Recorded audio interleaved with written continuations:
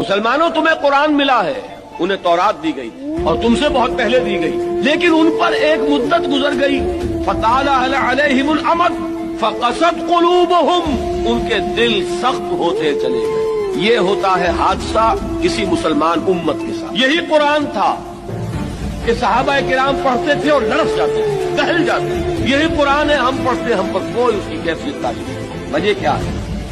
ہمارے دل سخت، اور سختی کا یہ عالم ہے۔ سورہ بقرہ کے شروع میں اہل کتاب سے، یہود سے خطاب کر کے کہا گیا ہے ثم قست قلوبکم فہی کالحجارۃ او اشد قسوۃ، پھر تمہارے دل سخت ہو گئے اور وہ پتھروں جتنے سخت ہیں بلکہ ان سے بھی زیادہ سخت۔ فإن من الحجارۃ لما يتفجر منه الانہار، چٹانیں تو وہ بھی ہیں جو پھٹ جاتی ہیں، ان میں سے پانی نکل آتا ہے، پتھر وہ بھی ہیں جو گر پڑتے ہیں اللہ کے خوف سے۔ لیکن یہ کہ جب انسان کا دل پتھر ہوتا ہے تو کوئی شے اس کی سختی کا مقابلہ نہیں کرتا۔